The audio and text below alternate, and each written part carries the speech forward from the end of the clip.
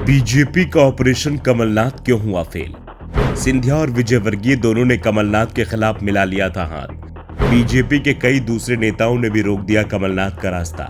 कमलनाथ को बीजेपी में शामिल करने के लिए चलाया गया ऑपरेशन लोटस फेल हो गया है। कमलनाथ शनिवार को जब भोपाल से दिल्ली के लिए रवाना हुए थे तो यह तय माना जा रहा था कि वो बीजेपी में शामिल हो रहे हैं। शुरुआत में कांग्रेस की ओर से भी संकेत मिल रहे थे कि उन्हें मनाया नहीं जाएगा, लेकिन सभी कयास गलत साबित हुए और कमलनाथ जहां थे वहीं आज भी बने हुए हैं। उन्होंने बीजेपी में जाने का प्लान कैंसिल कर दिया। वैसे कमलनाथ तो यहां तक दावा कर रहे हैं कि वो तो बीजेपी में जा ही नहीं रहे थे, मीडिया ही उन्हें भेज रहा था, वो ही सवाल खड़े कर रहा था। मैं तो कल भी कांग्रेस में था, आज भी कांग्रेस में हूं। लेकिन कमलनाथ का ये जवाब देने में भी 3 दिन का समय लग गया। दरअसल कहा जा रहा है कमलनाथ कांग्रेस छोड़ने का पूरा मन बना चुके थे, लेकिन बीजेपी के नेताओं ने, खासतौर पर मध्य प्रदेश में बीजेपी के नेताओं को यह खबर मिली कि कमलनाथ भी पार्टी में आ रहे हैं, तो उन्होंने इसका विरोध शुरू कर दिया।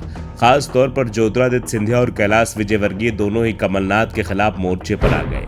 कैलाश विजयवर्गीय को बीजेपी ने छिंदवाड़ा की कमान सौंपी रखी है और वो लगातार यहां सक्रिय बने हुए हैं, तो सिंधिया की कमलनाथ को लेकर अदावत 2018 से चली आ रही है। दरअसल 2018 में जब मध्य प्रदेश में विधानसभा के चुनाव हुए थे तो पार्टी की ओर से ज्योतिरादित्य सिंधिया को मुख्य स्टार प्रचारक बनाया गया था। दावा तो यहां तक किया जाता है कि राहुल गांधी ने सिंधिया को भरोसा दिया था कि मध्य प्रदेश में सरकार बनने पर उन्हें सीएम बनाया जाएगा। सिंधिया ने चुनाव में खासी मेहनत भी की थी और उनकी मेहनत के चलते मध्य प्रदेश में कांग्रेस की सरकार बनी थी। 2018 में सिंधिया के गढ़ में कांग्रेस ने क्लीन स्वीप कर दिया था, लेकिन जब सीएम पद की बात आई तो हाईकमान ने सिंधिया की जगह कमलनाथ को सीएम बना दिया और सीएम बनने के बाद कमलनाथ ने निरंकुश होकर फैसला करना शुरू कर दिया। उन्होंने सिंधिया को पूरी तरह से किनारे लगा दिया था, जिसके बाद सिंधिया के पास कांग्रेस छोड़कर बीजेपी में जाने के अलावा कोई विकल्प नहीं बचा था। सिंधिया बीजेपी में चले गए और उसके बाद से ही वो कमलनाथ पर जमकर निशाना साध रहे थे और अब जब कमलनाथ के बीजेपी में शामिल होने की चर्चाएं शुरू हुई तो सिंधिया एक बार फिर एक्टिव हो गए। दरअसल सिंधिया की प्रधानमंत्री मोदी, गृह मंत्री अमित शाह और पार्टी अध्यक्ष जेपी नड्डा के दरवाजे पर अच्छी पकड़ है। स्थानीय बीजेपी नेताओं ने भी कमलनाथ के खिलाफ सिंधिया की बात का समर्थन किया, तो कैलाश विजयवर्गीय की ओर से भी कमलनाथ का विरोध किया गया। इसके बाद बीजेपी हाईकमान की ओर से कमलनाथ को मैसेज भेज दिया गया कि उनकी पार्टी में एंट्री आसान नहीं है।